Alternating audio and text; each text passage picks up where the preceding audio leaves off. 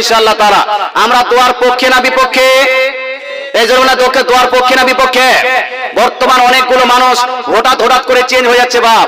ফরজ নামাজের পরে দোয়া করতে চায় না, ফরজ নামাজে এই বুকের উপর হাত বাঁধা শুরু করে দিয়েছে, নাবির নিচে থেকে বুকের উপর টেনে চলে যায়। ভাই আমি আপনাকে বলতে চাই, 2 দিন আগে মোনাজারা দেখে নিয়েছেন আপনারা, 2 দিন আগে, বেশি দিন হলো না, 2 দিন আগে মুসলমানের একটা হাদিস চেয়েছিলাম আমরা, একটা হাদিস। পৃথিবীর যতগুলো হাদিস আছে, একটা যদি হাদিস দেখাতে পারে যে বুকের উপর কোন হাদিস সহিহ মারফু হাদিস আছে, একটা হাদিস দেখালে আমরা বুকের উপর হাত বাঁধতে শুরু করে দিব। একটা দেখাতে পারেনি। আর রিসেন্ট 2 দিন আগে মোনাজারা, মুসলমান ভাইরাল মোনাজারা, আপনারা হয়তো দেখেননি। মুফতি জাহাঙ্গীর আলম রেজভী সাহেব, মুফতি আপনার আবু বকর মিসবাহি সাহেব খুব কুদাকুদি করে মোবাইলে আর এদিকে সেদিকে, কিন্তু দেখাতে পারবে না। নাভির নিচে হাত বাঁধাটা এটা সহিহ মারফু এবং শুদ্ধ হাদিস দ্বারা প্রমাণিত। নাভির নিচে হাত বাঁধা এটা সুন্নত দ্বারা প্রমাণিত। নবীর সুন্নত, সাহাবীর সুন্নত, তাবেঈর সুন্নত, তাবেঈর সুন্নত হলো নাভির নিচে হাত বাঁধা। সুতরাং নাভির নিচে হাত বাঁধা থেকে ফট করে বুকের উপরে যাবেন না। আর কেউ দোয়ার বিরোধিতা করবেন করবেন দোয়ার বিরোধিতা করবেন না। মানুষ মারা গেছে দোয়া করবেন, কবরস্থানে গিয়ে দোয়া করবেন, ফরজ নামাজের পরে দোয়া করবেন, মাটি দেওয়ার পরে দোয়া করবেন, জানাজার পরে দোয়া করবেন, জালসার পরে দোয়া করবেন, মিলাদের পরে দোয়া করবেন। এক একটা করে দলিল দিব ইনশাআল্লাহ তাআলা। যারা যারা শুনতে চান হাত তুলে বলুন তো ইয়া রাসূলুল্লাহ। মাশাআল্লাহ, সুবহানাল্লাহ, একবার দরুদ শরীফ পড়ুন। আল্লাহুম্মা সাল্লি আলা সাইয়্যিদিনা মাওলানা মুহাম্মদ ওয়া আলা আলি সাইয়্যিদিনা মাওলানা মুহাম্মদ সাল্লাল্লাহু তাআলা আলাইহি ওয়া আলিহি ওয়াসাল্লাম। আমার আলোচনাটা একটু আসেন, আলোচনা করব ভাই কিছুক্ষণ করি। মুসলমান যাই হোক, আমার আলোচনা চলছিল এই আল্লাহ তাআলা নামাজ কোরআন শরীফের মধ্যে ইরশাদ করেন আতুস যাকাত, বান্দা তুমি যাকাত দাও। যেহেতু আল্লাহ আমাদের সৃষ্টিকর্তা বলেছেন, এই জন্য একজন বান্দা হিসেবে আমাদের দায়িত্ব এবং কর্তব্য হলো সঠিকভাবে যাকাত আদায় করা। আচ্ছা, যাকাতের প্রসঙ্গে যখন আলোচনা চলছিল, বাৎসরিক যাকাতটাও একটু বলে দিই, না হলে হয়তো কেউ, অনেকগুলো এখানে শিক্ষিত মানুষ আছেন, মাস্টার সাহেব আছেন, ডাক্তার সাহেব আছেন, যারা ফসল আবাদ করে না, তারা হয়তো ওই বাৎসরিক যাকাতটার নেশাব পৌঁছে গেছে।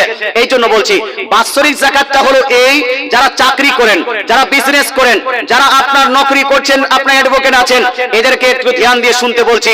বাৎসরিক যাকাতটা হলো এই, গোটা বছর আপনি পরিবার চালিয়েছেন, গোটা বছর খানদান করেছেন, খানদান করার পরে, পরিবার চালানোর পরে অবশিষ্ট যেই টাকাটা, সম্পদটা আপনার বেঁচে গেছে, অবশিষ্ট যেই টাকাটা আপনার বেঁচে গেছে, এই টাকাটা আপনার দেখতে হবে কত টাকা বাঁচলো, কতটা সম্পদ বাঁচলো।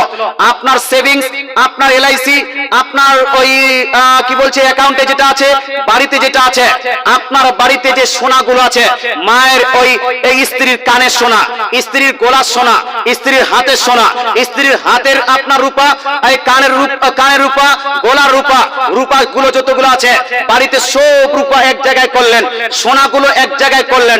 বাড়িতে ওই ব্যাংক বলে, ব্যাংকে যে টাকাগুলো সেটা ভেঙে ওটাও টাকাটা একত্রিত করলেন। বাড়িতে যদি কোনো বিজনেস চলে, ওই বিজনেসের সম্পদগুলো একত্রিত করলেন, হিসাব করলেন। তারপরে সেভিংস কত আছে, সেভিংসটা আপনি একত্রিত করলেন। এলআইসির টাকা কত আছে, সেটা আপনি একত্রিত করলেন। একত্রিত করার পরে দেখছেন কত টাকা আছে, তো আপনার ইসলাম শরীয়ত বলছে 52.5 তোলা চাঁদি। কত? 52.5 তোলা চাঁদি। 1 তোলা পরিমাণ 11.66 গ্রাম। কত গ্রাম বললাম? 11.66 গ্রাম। 11.66 গ্রাম মানে হলো 12 গ্রামে যদি ভরি হয় তাহলে 1 ভরির থেকে একটু কম, 10 গ্রামে যদি ভরি হয় তাহলে 1 ভরির থেকে একটু বেশি। একটু হানা বলুন বাবা। হ্যাঁ, 11.66 গ্রাম আপনি ক্যালকুলেশন করে নেবেন। 11.66 গ্রামকে 52.5 দিয়ে, 52 × 5 দিয়ে আপনি গুণ দেন। গুণ দেওয়ার পরে যতটা রূপা হয়, ওই রূপাটাকে ভরি হিসাবে আপনি নিয়ে আসেন। ভরি হিসাবে নিয়ে এসে এখন ভরি ধরে না যাওয়া কত টাকা চলছে, 800, 900 বা 1000 ধরে নিলাম, 800 900 1000 800 যদি বা 900 বা টাকা যদি ধরে নেওয়া যায়, তাহলে ধরে নেওয়া যাক 50,000 টাকা আনুমানিক হচ্ছে। সাপোজ পারফেক্ট আপনি বেশি করতে পারবেন, 50,000 টাকা হলো। এই 50,000 টাকা আপনার বাড়ির সোনা, আপনার বাড়ির রূপা, আপনার বাড়ির ওই বিজনেসের টাকা, সেভিংসের টাকা, এলআইসির টাকা সব মিলিয়ে যদি 50,000-এর অধিক হয়, তার মানে আপনি নিসাবের মালিক হয়ে গেছেন। আপনাকে ধনী ব্যক্তি বলা হবে, আপনাকে বড়লোক বলা হবে, আপনাকে ধনী ব্যক্তি বলা হবে, জ্ঞানী বলা হবে। এবার আপনার এই টাকার উপর যদি 1 বছর অতিবাহিত হয়ে যাওয়ার পরে এই টাকাটা যদি বৃদ্ধি পায়, অথবা এই টাকাটা যদি 50-এর অধিক থাকে, তাহলে এই টাকাতে আপনাকে যাকাত দিতে হবে প্রত্যেক বছর। কি করতে হবে বাপ? প্রত্যেক বছর যাকাত দিতে হবে, বাৎসরিক যাকাত। আর বাৎসরিক যাকাতটা কত? 40 ভাগের 1 ভাগ। কত ভাগ? 40 ভাগের 1 ভাগ। তার মানে হলো 100 টাকায় 2.5 টাকা, 1 লাখ টাকায় 2,500 টাকা। অনেকগুলো মানুষ আছে যার লাখ লাখ টাকা সেভিংস আছে, যার লাখ লাখ টাকা এলআইসি আছে, যার লাখ লাখ টাকা সম্পদের বিজনেসের মাল আছে।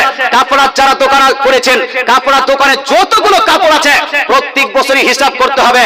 যারা সারের দোকান করেন, যতগুলো সার আছে প্রত্যেক বছর আপনাকে হিসাব করতে হবে।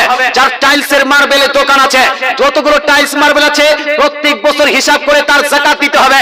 আপনার বাড়িতে যতগুলো সোনা গয়না আছে, আপনি চেয়ে ফকিরের মতো মিসকিনের মতো চেয়ে চেয়ে চেয়ে চেয়ে শ্বশুর আব্বার কাছে টাকা তো নিয়েছেন, টাকার বদলায় সোনা তো নিয়েছেন, কিন্তু সোনার যাকাতটা আদায় করেন না। মুসলমান যখন বিয়ে করতে গিয়েছিলেন 5 লাখ টাকা লাগবে, না হলে বিয়ে করব না। একটা সঙ্গে আপাচি লাগবে, না হলে বিয়ে করব না। মুসলমান 5 লাখ টাকা তো 2 লাখ টাকা হাতে দিবেন, আর 3 লাখ টাকা সোনা দিয়েন। 3 লাখ টাকা সোনা নেওয়ার পরে সোনার একবারও যাকাত আদায় করেনি। আছে না নাই? একদিনও যাকাত আদায় করেনি। মুসলমান আপনাকে বলতে চাই, এই সোনার যাকাত আদায় না করার কারণে এক তো আপনি যৌতুক নিয়ে হারাম করেছেন। কুকুরের মাংস খাওয়াটা যতটা হারাম, শুয়োরের মাংস খাওয়াটা যতটা হারাম, তার থেকে বেশি হারাম হলো একজন বাবার কাছে তার কন্যাকে বিয়ে করার জন্য তার কাছে যৌতুক চাওয়া। মুসলমান আপনাকে বলতে চাই, কিন্তু বর্তমান শিক্ষিত সমাজ, ও শিক্ষিতকে বাদ দেন, চলো অশিক্ষিত মানুষ জানে না, বুঝে না, এই করে না, কিন্তু শিক্ষিত মানুষরা যৌতুক চায় কি চায় না ভাই? চায় কি চায় না? মুসলমান মাধ্যমিক পাস তো বলছে 2 লাখ টাকা, উচ্চ মাধ্যমিক পাস তো 4 লাখ টাকা, বিএ পাস তো 6 লাখ টাকা, এমএ পাস তো 8 লাখ টাকা, আর ঘুষ দিয়ে চাকরি নেওয়ালা বলছে 15 লাখ টাকা। আর যদি হাই স্কুলে হয় 20 লাখ টাকা, আর কেউ যদি বড় একটা চাকরি পায় 50 লাখ টাকা পর্যন্ত নিচ্ছে। আমার এলাকায় 50 লাখ টাকা পর্যন্ত যারা যৌতুক নিয়েছে এইরকম আছে। এখানকার মানুষ ভালো, শিক্ষিত, জ্ঞানী, এখানে খুব ভালো, আপনাকে গালি দিচ্ছি না, সুতরাং রাগ করে জালসাকে বরবাদ করিয়েন না।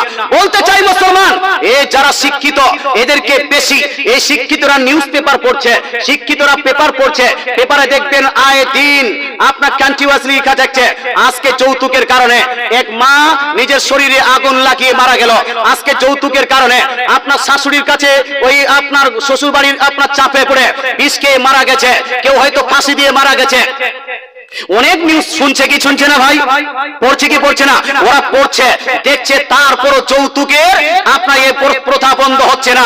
মুসলমান আপনাকে বলতে চাই, আমেরিকাতে, লন্ডনে, ইংল্যান্ডে, ব্রিটেনে কোন মহিলা যদি যৌতুকের কারণে শাস্তি পায়, আর ওই শাস্তির কারণে যদি আত্মহত্যা করে মারা যায়, ও মারা গেছে, আপনি যৌতুক নিয়েছেন, আপনার স্ত্রী মারা যায়নি, ও আত্মহত্যা করে আমেরিকাতে যতটা গুনেগার হবে, গোবরার মানুষ যদি যৌতুক নিয়ে থাকে, গোবরার মানুষটা ওই আত্মহত্যার কারণে যেটা ওর গুনাহ হয়েছে সেম গুনাহটা আপনারও হবে। কথা তো বুঝাতে পারেন। কোথায় মারা গেছে? আমেরিকায় মারা গেছে। আত্মহত্যা করলে, সুইসাইড করলে যেটা গুনাহ হবে তার সেম গুনাহটা গোবরার মানুষ। আপনি যৌতুক নিয়েছেন, আপনার স্ত্রী মারা যায়নি, কিন্তু তাও আপনাকে ওর গুনাহটা নিতে হবে। রাসূলুল্লাহ সাল্লাল্লাহু আলাইহি ওয়াসাল্লাম বলেছেন, ইসলাম বলছে কোন একজন নিরীহ মানুষকে হত্যা করা গোটা পৃথিবীর মানুষকে হত্যা করার সমতুল্য। যৌতুক আপনি এখানে নিয়েছেন মানে যৌতুককে সাপোর্ট করলেন। কথা বোঝা গেল? এবার যৌতুকের কারণে গোটা পৃথিবীতে যত নির্যাতন, যত অত্যাচার, যত আপনার আত্মহত্যা, সব গুণ আপনাকে নিতে হবে। মরার পরে যাবেন কোথায়? তারপরে হাজি হয়ে গেলেন, ন মাফ। তারপরে মৌলবি হয়ে গেলেন, মুফতি হয়ে গেলেন, আর মুফতির একটা নয় 10টা মুফতির সার্টিফিকেট আনার পরেও ওই মুফতি যদি যৌতুক নিয়ে মা আপনার বিবাহ করে, ওই মুফতির বক্তৃতা শোনা হলো হারাম। এইরকম মুফতির পিছনে নামাজ পড়া হলো হারাম। এইরকম ব্যক্তিকে ইমাম বানানো হলো হারাম। এইরকম ব্যক্তিকে মেম্বারে জিতানো, এটাও হলো ভোট দেওয়া হলো হারাম। কথা বোঝা গেল? হ্যাঁ জি, মাসলা এতদূর পর্যন্ত থাকে যায় না। সুতরাং যৌতুক চাওয়া চলবে? চলবে। হয়তো আপনারা রাগ করছেন বা মুসলমান, আপনার অ্যাকশন অনেক দূর চলে যাচ্ছে, আপনার রিঅ্যাকশনটা অনেক দূর হচ্ছে। সুতরাং ভাই, বিয়ে তো করবেন অবশ্যই। আচ্ছা বলুন তো ভাই, এই রুমালটা আমি কিনেছি, এদিকে এই রুমালটা আমি কিনেছি না? রুমালটা কার? আমার না? রুমালটা আমার, রুমালটা হলো আমার। মুসলমান, এই রুমালটা যখন আমি দোকানে যাব কিনতে, রুমালটা তো আমি নিব, আমার এখন রুমাল, কিন্তু আমি তো এমনিতে পাইনি, আমি রুমালটাকে বানাইনি, আমি রুমালটাকে তৈরি করিনি, দোকান থেকে নিয়ে আসলাম। এবার দোকানদারকে যদি আমি গিয়ে বলি, ভাই এই দোকানদার, এই রুমালটা আমার, আমি নিব, আমি ব্যবহার করব, এটা আমার জন্যই তৈরি করা হয়েছে, সুতরাং রুমালটা আমাকে দাও আর 50টা টাকা দাও, একটু হানা বলুন না ভাই, তো দিবে? আগে বলবে তোমার কি মাথা টাথা খারাপ হয়েছে নাকি? মাথা খারাপ হয়েছে না, আমার জিনিস, আমি ব্যবহার করবো, এই জন্য 100 টাকা দাও। প্রথমে আগে পাগল বলবে, তারপর ধাক্কা দিয়ে বার করবে, ধাক্কা দিয়েও না বলে তো জুতা পিটা করবে। হাজি রাগ করছেন হয়তো, যেন কথাটা শুনতে খারাপ লাগে। যেই মেয়েটাকে আপনি নিয়ে এসেছেন, যেই স্ত্রীটা আপনি নিজে বাড়িতে রেখেছেন, সেই স্ত্রীটা কার? মন্টুর বাপের না আপনার? জন্টুর বাপের না আপনার? জি, ওটা তো আপনার। কিন্তু এই স্ত্রীটা তো এমনিতে হয়নি।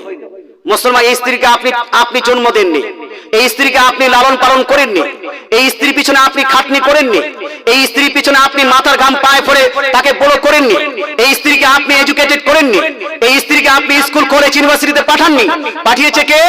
আপনার শ্বশুর আব্বা, আপনার শাশুড়ি, আপনার শালা, আপনার সুমন্তি, আপনার হয়তো ওই দাদু শাশুড়, দাদি শাশুড়, আপনার দাদা শ্বশুর।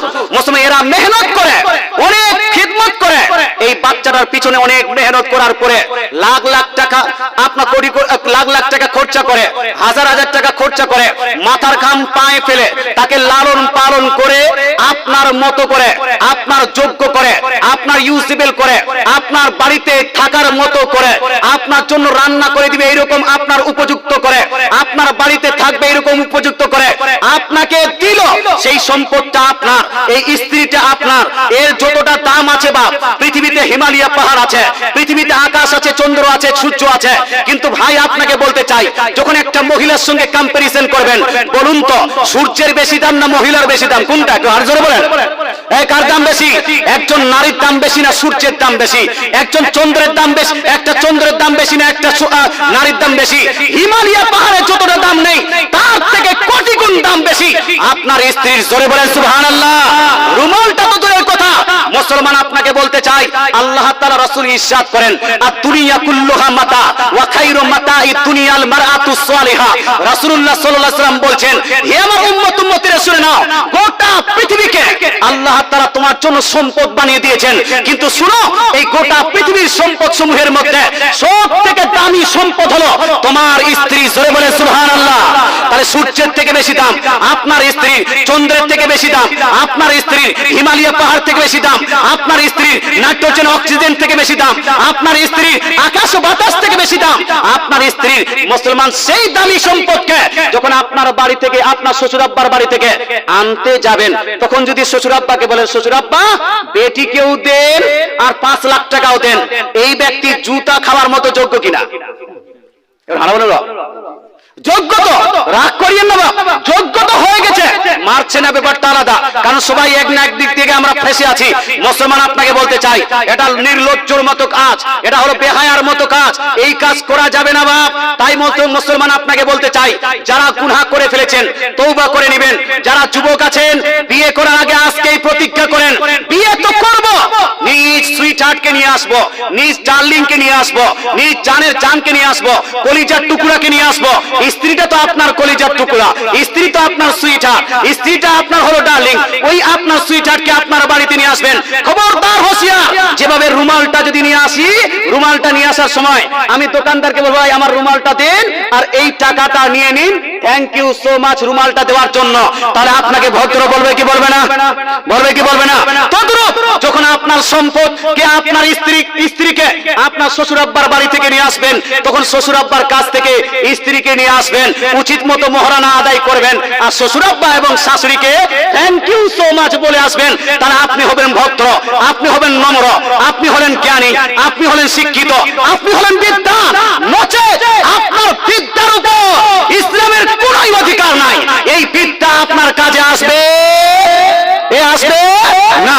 তাই বলতে চাই যুবক ভাই যারা এখন আছেন বিয়ে করেননি, মরার আগে এই আপনার প্রতিজ্ঞা করে নেন যে মরার আগে যদি বিয়ে করার সুযোগ পাই কোনদিন মুখ থেকে যৌতুক চাইবো চাইবো না। যারা যারা এই কথার উপর প্রতিজ্ঞা করছেন একটু হাত তুলে বলুন তো ইয়া রাসূলুল্লাহ। বলছে হুজুর সব তো হয়ে গেছে বিয়ে। আরে যারা যারা হাত তুলেছে তারা কমসে কম, যারা হাত তুলেননি, যারা বলছেন হুজুর আমরা বিয়ে তো করে নিয়েছে কি করব, মুসলমান আপনাকে বলতে চাই আচ্ছা এদিকেও একটু ধ্যান দেন। মুসলমান যারা বিয়ে করে নিয়েছেন, আচ্ছা ছেলের বিয়ে দিবেন কি দিবেন না? ভুল সংশোধন করার সময় আছে কি নাই? নাতির বিয়ে দিবেন কি দিবেন না? পোতার বিয়ে দিবেন কি দিবেন না? তখন যদি আপনারা চান এর উপর আমল করতে পারবেন কি পারবেন না? তো যারা যারা আগামীতে আমল করবেন একটু হাত তুলে বলুন না ইয়া রাসূলুল্লাহ। মাশাআল্লাহ। বলছে হুজুর আমরা যারা বিয়ে করে নিয়েছি যৌতুক চেয়ে নিয়েছে তার কি হবে? কি হবে? হ্যাঁ ওই গুনাহটা যে হয়েছে এরপরে হজ করলে কি মাফ? আমি বলবো না মাফ হবে না। হুজুর দান করলে কি মাফ হবে? নো মাফ হবে না। হুজুর মসজিদ বানিয়ে দিব একটা, মাফ হবে? নো মাফ হবে না। মসজিদ বানিয়ে দিবেন, মসজিদ বানানোর জন্য নেকি পাবেন, কিন্তু ওটার মাফ হবে না। ওটা মাফ করার একটা পদ্ধতি আছে বাপ। বলবো কি বলবো না? বলবো কি বলবো না? যারা বলছেন বলুন একটু হাত তুলে বলুন তো ইয়া রাসূলুল্লাহ।